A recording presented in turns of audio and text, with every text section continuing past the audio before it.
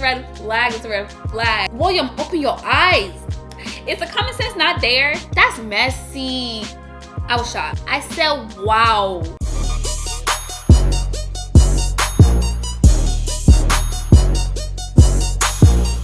Hey y'all, it's Maria Toyo. Welcome back or welcome to my channel. If this is your first time, welcome to the family. On this channel, we tackle a whole bunch of things.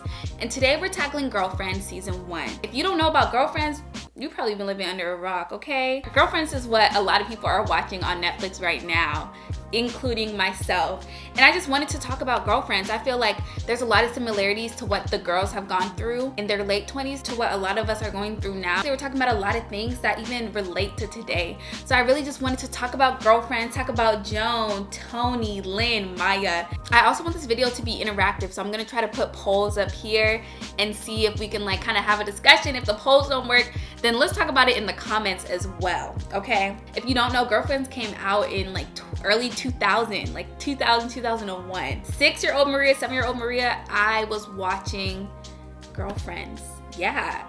And looking at it now, watching it now, I don't understand how that show is PG. I don't know what it's rated on Netflix, but back in the day, it was rated PG. I should not have been watching that show, but a lot of the things I was watching on that show, it went one ear and out the other. Like, I didn't comprehend it, but I do remember watching Girlfriends. And it turns out a lot of people were watching Girlfriends back in the day, too. So I wanted to watch Girlfriends now as an adult. I'm not 29, but you know, I'm getting there. I'm getting up in my 20s, and I just wanted to watch Girlfriends, see like how it relates to what's going on today and see if I can relate to anything. And I was surprised by what they were talking about, and I felt like a lot of things are relatable to what's going on today. So let's talk about it. Yeah, so let's talk about season 1. Okay, episode 1, season 1. Tony was dating Joan's ex. And at first, Tony didn't let Joan know about the ex situation. So I want to know, like, would y'all be okay with that? Would you be okay with your friend dating your ex? In my personal opinion, I feel like if you want to date your friend's ex, at least let your friend know. If you guys are best friends like Tony and Joan, oh, your friend should have known off the bat. Before you were even considering dating that person, I personally feel like you should let your friend know. I don't know if you guys remember, but also in this episode, Joan was lying about her age. She was saying she's 26 instead of 29 because she felt like she hadn't accomplished like all of her goals that she was looking to accomplish at 29. And I definitely relate to this because it's interesting, like, at 29, she already thought she would have the career, the kids, the house, the husband. And she has the career, she has the house, but she doesn't have the kids or the husband. We kind of write this invisible like rule saying, yup, by a certain age, I gotta get married, I wanna have kids. I know I said that to myself, and I try to be easier on myself. But honestly, I do think, and I feel like there's a lot of people who think like by 29, you know, they'll have their life together, try to get married, try to have maybe kids, that's up to you. I feel like if I was Joan and I was 29 and I was not where I wanted to be, I would lie too and I would say I'm 26. I mean, I know I passed for 12 all the time, so yeah. But yeah, the pressures of getting married, even at my age, I feel it. I feel it. Where was this energy when I was 16? No dating, no nothing. Okay. Also, I forgot to note, I'm gonna be skipping around episodes. It's not gonna be like, I'm talking about episode 1, episode 2, episode 3. I'm picking and choosing certain episodes I'm gonna talk about. So on episode 3, Maya was trying to have the girls go to this club, but Tony wanted them to go to a different club. Remember that? Maya and them ended up going into that fancy club that Tony was trying to get into, and Tony ended up getting into a fight. Tony gets jumped, and Lynn and Maya jump in to save her, but Joan kind of stays back and doesn't really help. And so the conflict was that Tony felt like Joan, her best friend, did not support her, did not jump in to fight. And I felt like that's a really interesting topic because it's like, fighting? Do we really want to be fighting? Now, I know people have so many different opinions about fighting. And fighting. You know how girls are like, I'm too pretty to fight. I don't think like, okay, what? Pretty people fight too. But you have so much to lose if you end up fighting, you know? Who knows? The cops could have came, boom, there goes your record. It's a lot to risk as an adult fighting, but then at the same time, she was getting jumped, okay? There was like, what, 3-4 girls that were attacking her, jumping her. Okay, if your friend was getting jumped, would you hop in and help her or not? if my friend was getting jumped, right? Like it was her and 4 people, I would try my best to save her. You think about that, what that means, okay? I remember the guys talked about how Black women shouldn't be fighting in front of white people because we add to that stereotype. I kind of thought that was ridiculous, okay? Because we need to stop. That stereotype today, that angry Black woman stereotype, it still is present today. Okay, so in episode 4, this is where they were doing the online dating type of thing. William was trying to find someone, Tony, Joan, they were all trying to find someone on the internet. And back then, they made it seem like internet dating was not as popular and not as common or not as positively looked at as it is today, right? And so it's interesting because they were like, internet dating makes you seem desperate. Internet dating like is only where killers are on. Like you need to be careful, da da da. Of course you need to be careful about meeting someone on the internet. That view has changed. So many people internet date now. I know people who are literally in relationships now because of meeting someone on the internet, and the relationship is great. Like we have Bumble, we have Tinder, we have Grindr, we have blackpeoplemeet.com, Christian Mingle, you know what I'm saying? There's so many different ways to meet someone online. It's interesting. That's not strange anymore. I don't think that's strange anymore. Have I personally internet dated and met someone? No. But you know, I may be open to it. So also this is the episode where Tony met this guy. I think his name was like Del Toussaint. Something like that. His profile was perfect. He had money. So he fit Tony's guidelines. The only thing was that when he came to meet her in person, he was dark skinned. And Tony left. She wasn't into the date or anything. And I found that interesting how they talked about colorism on the show. Like Tony herself is of a darker skin color, and she wasn't comfortable dating someone darker than her because she had said she doesn't want her children to be dark. I didn't know shows back then in the 2000s covered colorism on the show. Dark skin representation, I know back then, was not common. Even to this day, we're getting better, but it's still not there. I really wish Tony was able to realize the beauty in her color. She was ashamed of her color. She didn't want to be with a dark-skinned man.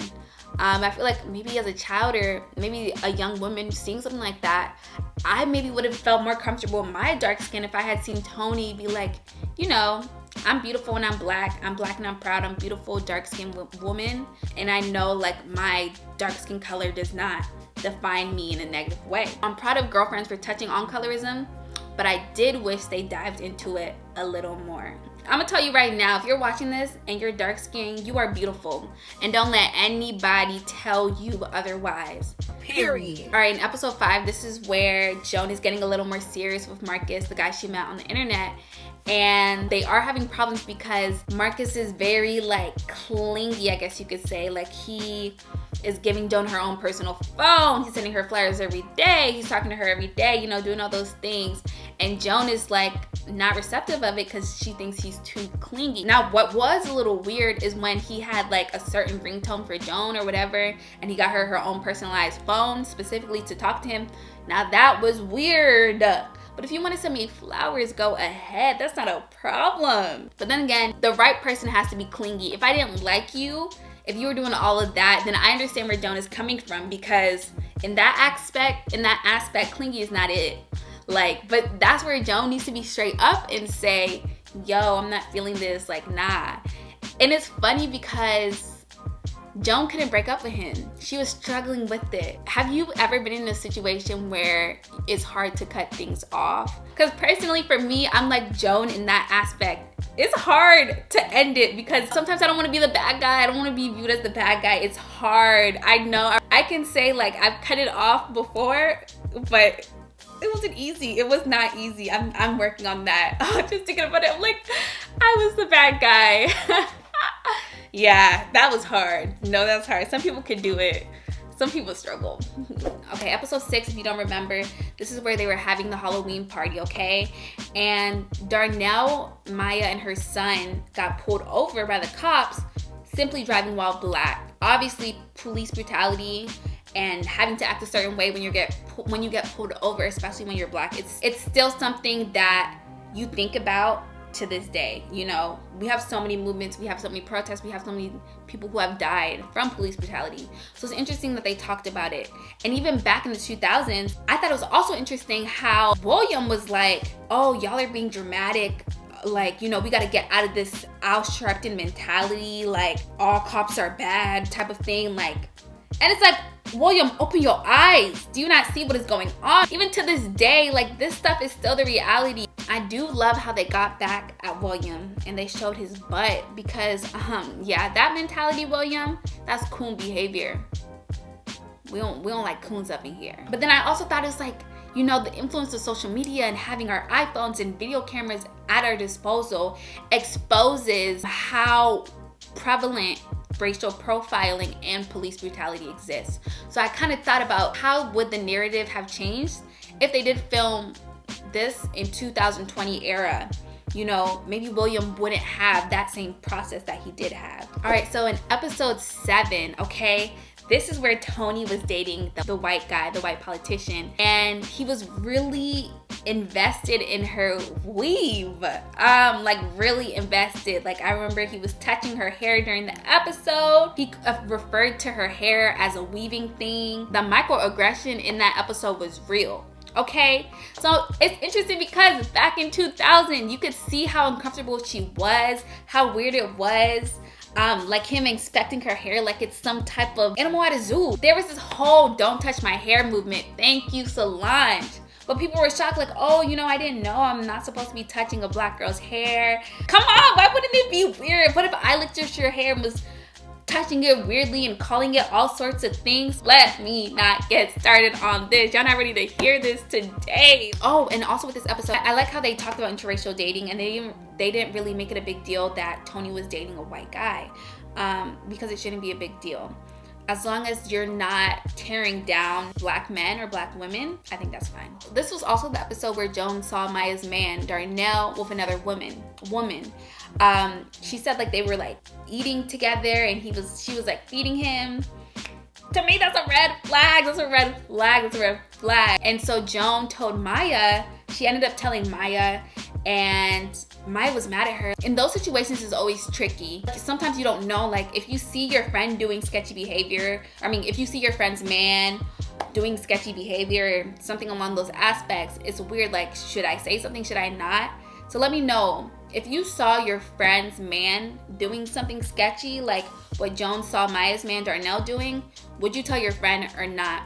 Personally, I would like to know and I could act accordingly. I'm glad that I have the information. I want to know. And then also, I do think that the way Darnell was acting towards Joan and explaining himself, I do think that was a little sus. Maybe in season 2, they'll talk about it more. I don't know. This is where they decided to renew their vows. Y'all remember? Joan was like, I'll help you plan, I'll help you pay, whatever.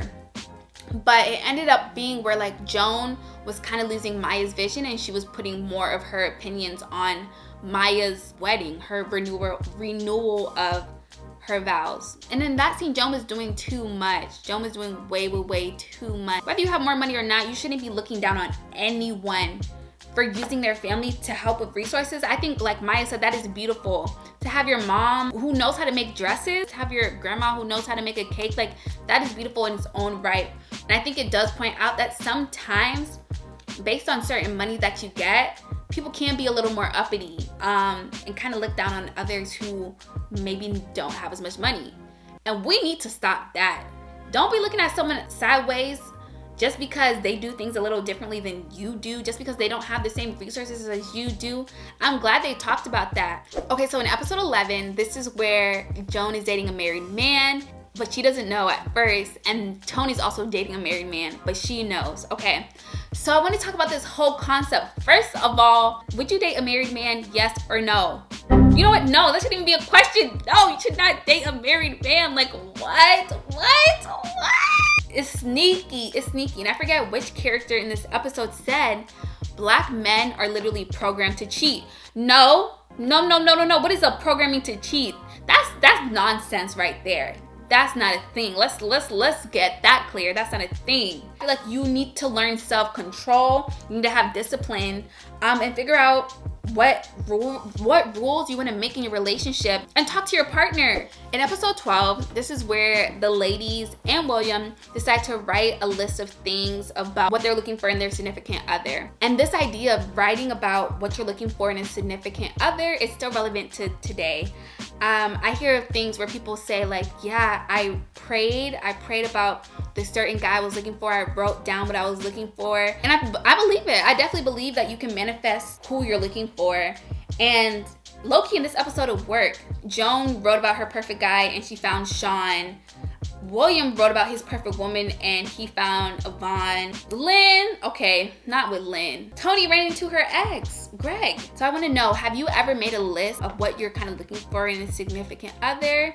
And does it work, yes or no? I think about these things, but I actually have never really sat down and said like, he needs to be 6'3" and up, he needs to be God-fearing, he needs to be respectable.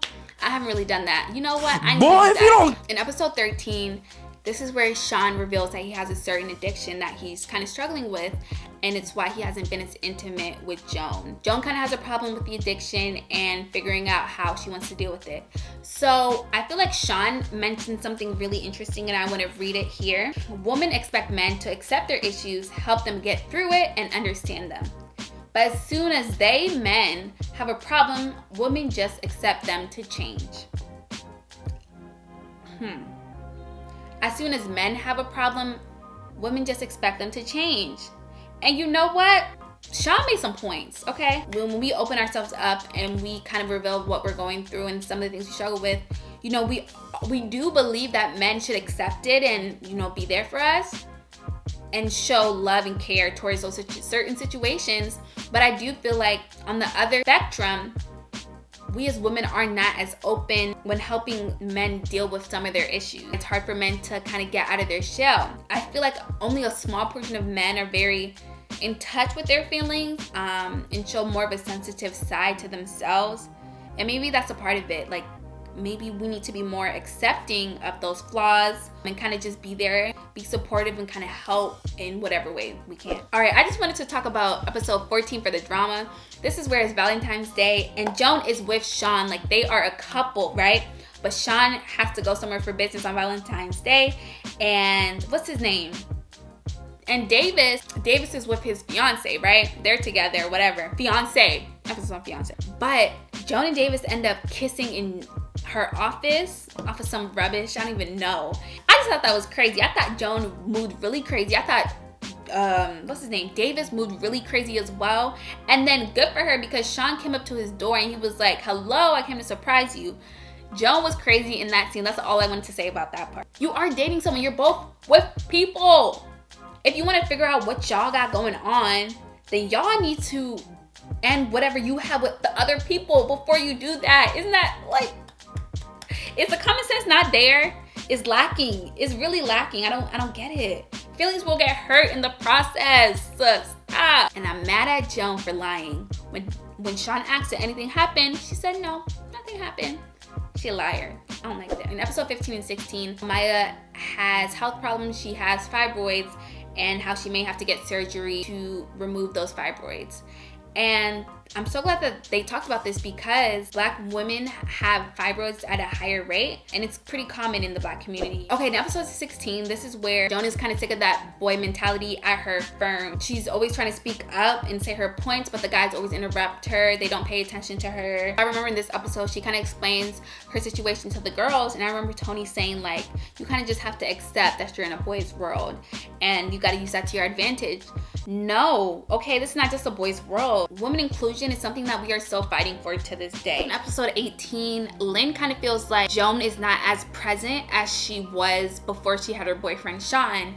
And so Lynn kind of gets jealous and kind of feels like Joan is not paying attention to her. Lynn's feelings are valid. I do feel like when you're in this sort of relationship where we're talking to someone, sometimes we can get so caught up in that situationship relationship that we forget about our friends, and you cannot forget about your friends. And if you do, like, your friends might not be there as long as you think they would. In this episode, Joan had to balance between Sean and her friends. Sean did get hurt, but he was understanding. It's easy to say, yeah, I'm not gonna be that girl who spends so much time with my significant other and forget about my friends, until you get to that place. And don't forget about your friends, because Who was there before the man was there? Your friend. In episode 19, Joan went out to eat with Sean at Davis's restaurant, but Davis and Joan were clearly flirting in front of Sean. Because Sean kind of felt like something was up, again, he asked Joan, like, did something happen?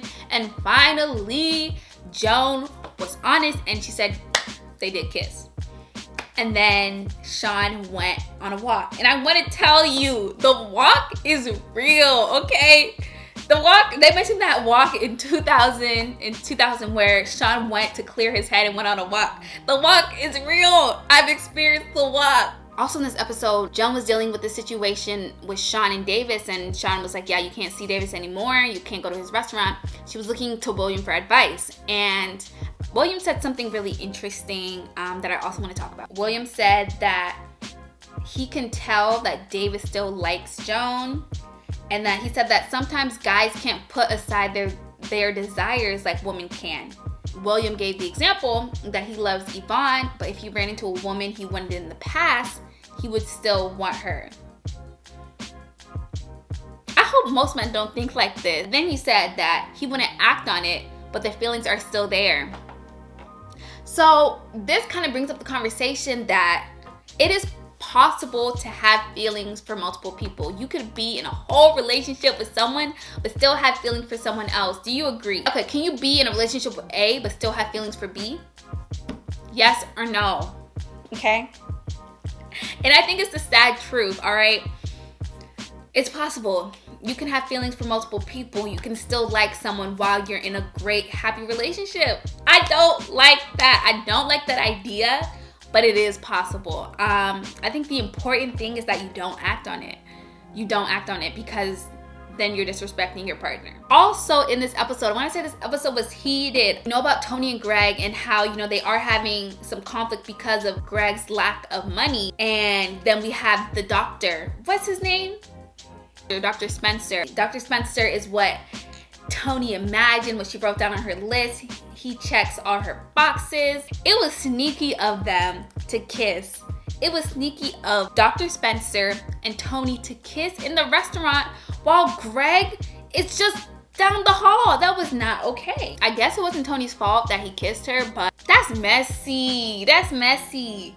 Tony could have pulled back. This is where it's established that Tony is cheating on Greg with Dr. Spencer. Ugh, she's lying to Greg. Dr. Spencer knows that she's with Greg and he doesn't care. Like, come on. This cheating thing, I don't like it. Where's the respect? The respect is nowhere to be found. Yeah, that Dr. Spencer proposes to Tony after talking for, I don't even know. I feel like it was a couple weeks. He proposes to her with first class tickets to Paris or whatever. Tony says yes. I was shocked, but then I wasn't really shocked because it's Tony. But then it's like, what? This was also the episode where Joan accidentally tells Greg that Tony was engaged to Dr. Spencer. And of course, Greg is heartbroken, of course. I'm kind of glad that Joan said something because Tony should have said something a long time ago. Tony should have never been in that situation in the first place. It's not Joan's fault. Now, I do wish Joan told Tony that she told him. I feel like that would have solved so many problems. Of course, it would have solved so many problems, but you know, Joan is Joan. Like, communication with Joan is not there. She can't speak up. I'd be like, Joan, just say something. Just be clear. And you know, Joan is never ever like that. All right, and now we got to the season finale. The season finale, so much happened. This is where the girls go to Jamaica so that Tony could try to get over Greg. You know, in the beginning, she was still really sad about Greg. But the thing I want to talk about in this episode, when Tony was gonna marry that NFL player, and she was just like at the point where she's like, let me just marry rich. And Joan was like, I accidentally told Greg about the engagement. And then Tony put her hands on Joan. I was shocked. I feel like you should never put your hands on your friend. Someone you call your best friend, I would never, no matter how angry I am, I can't see myself putting my hands on my friend, getting into a fight, physical fight with my friend like that. No. I don't know. Like at that point, if I see something like that, the friendship is shattered. The friendship is gone. I don't see a rebuilding of the friendship ever. And then in that last scene where they make it look like Tony hooked up with Sean to get back at Joan, I said, wow. Nah, Tony moved crazy. First you put your hands on your friend, and then you supposedly hook up with her man? No. The friendship is over. The friendship is done. Would you still be friends? If you were in Joan's situation, would you still be friends with Tony? Yes or no? I gotta say, that is toxic behavior. That is not okay. No, that's a slimy friend, and I don't need any friends like that in my circle. Season 1 of Girlfriends was a roller coaster. I really enjoyed it. I'm gonna start season 2 now, and we're gonna talk about it in another video. Thank you so much for watching. Bye.